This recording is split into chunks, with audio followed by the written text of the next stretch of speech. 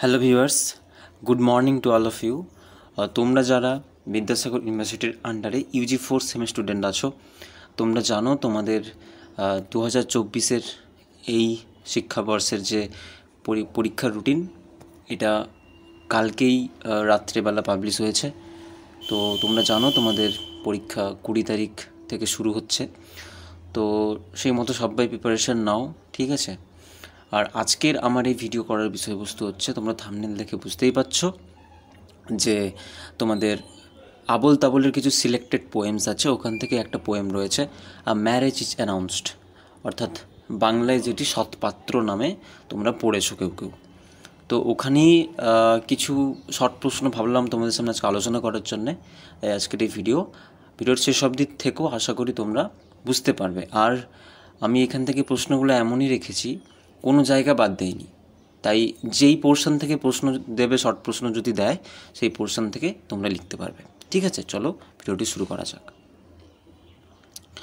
আচ্ছা, প্রথম প্রশ্ন রয়েছে, দেখতেই পাচ্ছ, where did the speaker go? Where did the speaker go? 1 second. Okay, where did the speaker গো?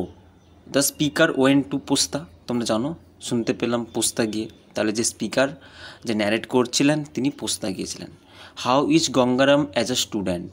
ঠিক আছে, তো এখানে বলেছে স্টুডেন্ট হিসেবে গঙ্গারাম কেমন, লিখেছি দেখো, the speaker satirically describes Gangaram's scholarly accreditation as a student.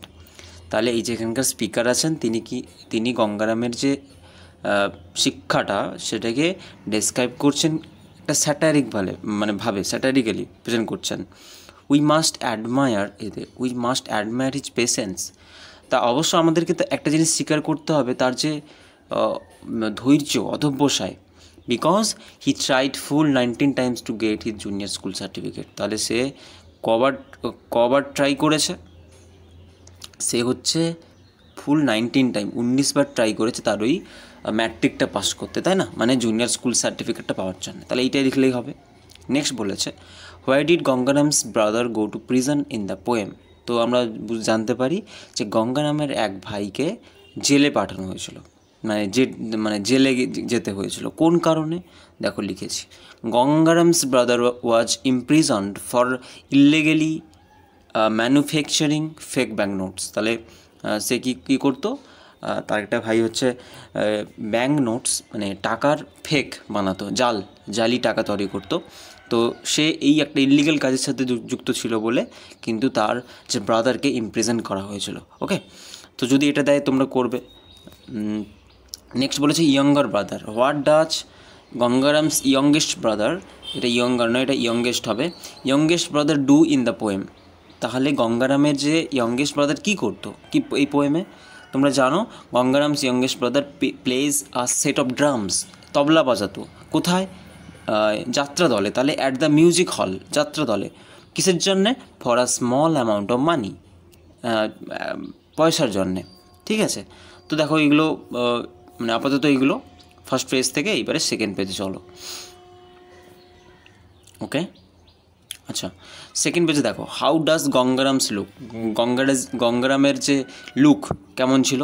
গঙ্গারামস complexion was slightly darker than normal. মানে নর্মাল যে মানুষের যে একটা স্কিন হয়, তার থেকে একটু ডার্ক কমপ্লেক্সারের ছিল গঙ্গারাম, মানে একটু কালো ছিল। And his scowl was so intense, এবং তার মুখটা এতটাই গম্ভীর ছিল যে it made him resemble an angry owl. যেটা তাকে কী বানিয়ে দিয়েছিল? তার মুখটাকে একটা প্যাঁচা যখন রেগে যায়, বা একটা রাগী প্যাঁচাকে তোমরা দেখবে তার মুখটা যেমন হয়, এর মুখটাও, গঙ্গারামের মুখটাও ঠিক ওই রকমই, মানে একটা গোমড়া মুখ মানুষ। ক্লিয়ার? তাহলে গঙ্গারামের একটা লুক দিয়ে দিলাম। এটা লুক যদি দেয় তোমরা লুক করতে পারো, বা যদি এই প্রশ্নটা দেয় যে কোন প্রাণীর সাথে তুলনা করা হয়েছে, কীভাবে তুলনা করা হয়েছে, সেটাও এই আনসার। ঠিক আছে, আনসারগুলো একই, কিন্তু কোয়েশ্চেনগুলো তো আর সেম একদম আমার যেটা আছে সেটাই দিয়ে দেবে না, কোয়েশ্চেন ডিফারেন্ট দিতেই পারে। এইবারে আমি যে ডিফারেন্ট তার যে ভাইরা কী করে বললো, এইবারে আমি একটা নোট করেছি যে হাউ ওয়ার দ্য ব্রাদার্স, তার ভাইগুলি কেমন ছিল। এইখানে কিন্তু পুরোটাই আনসার আছে, এইটাই পুরোটাই আনসার আছে। ক্লিয়ার? দেখো পড়ছি, in the poem a marriage is announced, a marriage is announced কবিতায় গঙ্গারামস ব্রাদার ওয়ার পেন্টেড হিউমারাসলি, তাই তো স্পিকার বা অথার মানে যে যিনি লিখেছেন ওনারা একটা মানে ওই ক্যারেক্টারগুলোকে এঁকেছেন কীভাবে হিউমারাস ওয়েতে, ঠিক আছে, হাস্যকরভাবে, অ্যাজ ওয়েল অ্যাজ স্যাটায়ারও করেছেন। তাহলে দেখো আমি ফার্স্ট পয়েন্ট দিয়েছি, the first brother is describe as freak. তাহলে প্রথম যে ভাই ওকে কীভাবে ডেসক্রাইব করা হচ্ছে? ফ্রিক হিসাবে। ফ্রিক মানে কি? গোয়ার, বদমেজাজি টাইপের। আর সেকেন্ড ব্রাদার যদি প্রশ্ন দেয় ফার্স্ট ব্রাদার কি, কেমন কি, তোমরা এটা লিখতে পারবে। এবারে second brother is called a short কাদের বলা হয়? যারা হেভি ড্রিঙ্কার হয়, প্রচুর মদ্যপান করে, তাদেরকে বলা হয় শর্ট। তাহলে his second brother is called short as he is a heavy drinker. Okay, next his third brother is portrait as a criminal who was imprison for forging notes. তাহলে বললাম, হ্যাঁ তোমাদেরকে বললামই যে তার যে একটা ভাই জেলে গেছিলো, কেন জেলে গেছিলো, এটা এই আনসারটা, সেই আনসারটা এখানে এনে বসিয়ে দিলেই হবে যে তার যে থার্ড ভাই ছিল সে কিনা ক্রিমিনাল হিসেবে পাকড়াও হয়েছিল এবং তাকে ইমপ্রিজন করা হয়েছিল জাল নোট তৈরি করার জন্য। Next, the youngest brother is described as a musician. সে একজন মিউজিশিয়ান হিসেবে তাকে ডেসক্রাইব করা হয়েছে, যে কিনা হু প্লেস ড্রাম, যে কিনা তবলা বাজায়, কোথায়? যাত্রা দলে, in musicals, for meagre pace, সামান্য কিছু উপার্জনের জন্য সে কিন্তু তবলা বাজায়। ক্লিয়ার? নেক্সট গঙ্গারামের একটা ডেসক্রিপশন দেওয়া হয়েছে, তার শারীরিক কন্ডিশন কী, বা যদি লুক দেয় তোমরা এইটা লিখবে যদি লুক দেয়, আর যদি শারীরিক যদি কন্ডিশন দেয় তাহলে এইটা লিখবে। কী বলছে? গঙ্গারাম ইজ কনস্ট্যান্টলি ইল, গঙ্গারামের শরীর প্রায় সবসময় অসুস্থ থাকতো, with jaundice and kidney problem, এবং তার কিডনি প্রবলেম ছিল এবং জন্ডিসে আক্রান্ত ছিল, তাই তার শরীর সবসময় উইক থাকতো এবং সবসময় সে এই অসুস্থতায় আক্রান্ত থাকতো। ক্লিয়ার? তো দেখো তোমরা নিজেরাই সৎপাত্র কবিতাটা পড়ে যদি তোমরা এই প্রশ্নগুলো দেখো, তোমরা নিজেরাই বুঝতে পারবে এর বাইরে কোনো কিছু পোর্শন থেকে যায়নি যে তোমরা যদি কোনো এর বাইরে থেকে প্রশ্ন দেবে বা এর বাইরে থেকে কিছু আনসার, আমি পুরোটাই কভার করে দিলাম। তো ট্রাই করছি নেক্সটগুলো যদি আনা যায়, ঠিক আছে? তো তোমরা এই কমেন্ট করে জানাও কোন সেকশনগুলো তোমাদের দরকার, কোন সেকশনগুলো লাগবে, আমাকে কমেন্টে জানাও। অ্যাকচুয়ালি তোমাদের কোনো কোয়েরিজও নেই, তোমাদের কোনো কমেন্টও পাচ্ছি না, তাই আমি কিন্তু নিজের মতো করে ভিডিওগুলো দিচ্ছি। তাই তোমরা যদি এই শেষ মুহূর্তে বলো যে এই ভিডিও এই বিষয়ের উপর লাগবে, তাই আমি কিন্তু ট্রাই করতে পারি, এটুকুই বলবো। আর আজকের ভিডিও এতটুকুই।